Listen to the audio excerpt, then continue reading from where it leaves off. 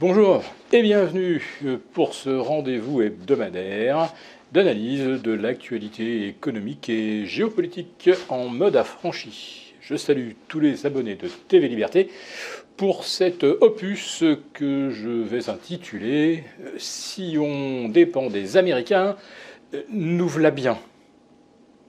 Alors les derniers chiffres en provenance des États-Unis sont pas tout à fait rassurant en ce qui concerne la croissance et, bon, on va dire, la bonne santé des marchés financiers. Et pourtant, les indices américains semblent se maintenir proches de leur sommet de façon quasiment invincible. On a un S&P 500 qui est à 4 ou 4,5% de ses plus hauts de février 2022. On a un Nasdaq qui surperforme pratiquement tous les indices mondiaux, mais dont la hausse repose toujours sur les seules et mêmes 7 valeurs à plus de 1 000 milliards de dollars de capitalisation, et qui sont dopés en fait par un nouveau concept porteur qui est l'intelligence artificielle, de la même façon que les dot-com portaient les technos, on va dire d'octobre 98 jusqu'en septembre 2000. Oui, cette surperformance des technos est absolument prodigieuse et ne reflète en fait aucun accroissement de la profitabilité réelle des champions de l'intelligence artificielle, Microsoft, Meta, qui va mettre au point un nouveau moteur de recherche, les Amazon, les Google. On a préempté, si j'ose dire, des profits mirobolants pour les 5 prochaines années, sans que pour l'instant, on observe un véritable accroissement de la richesse. En revanche, puisqu'on parle de richesse, celle des Américains est en train de s'effondrer littéralement.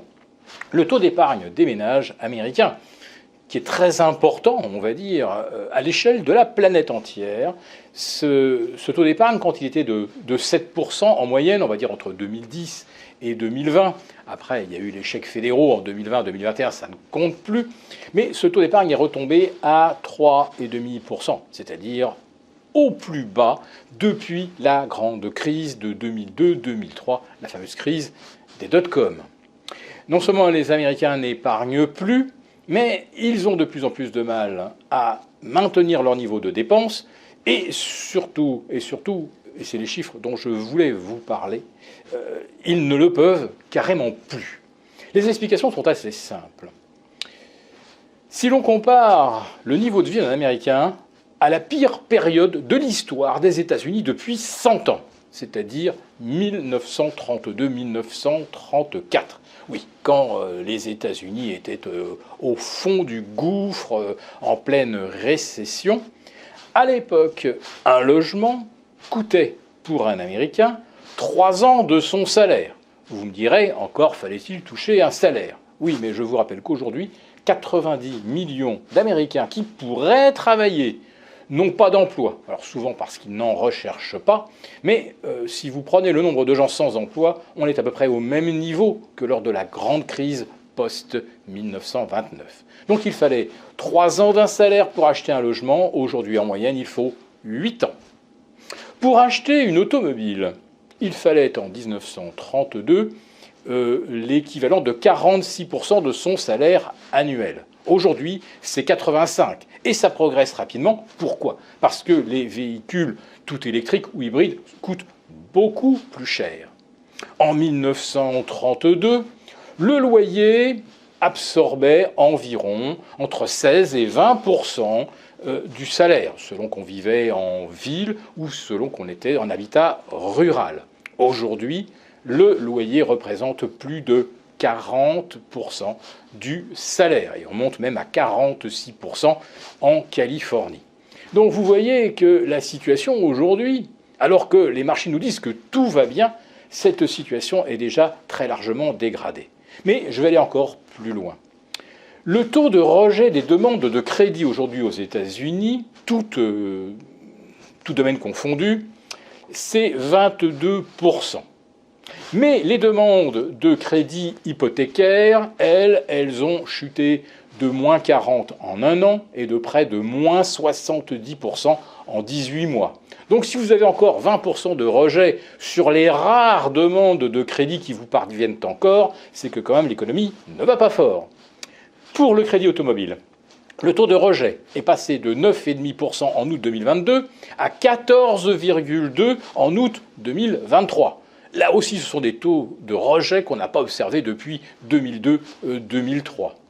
Et si on va du côté des cartes de crédit, l'encours des facilités que vous offrent les banques pour finir le mois avec de l'argent emprunté sur votre carte, on est à un encours de 1 270 milliards de dollars.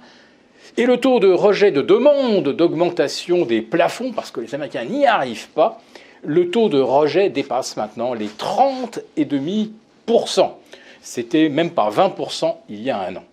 Et combien coûte l'argent emprunté pour finir le mois à l'américain moyen? Tenez-vous bien, désormais c'est plus de 24%.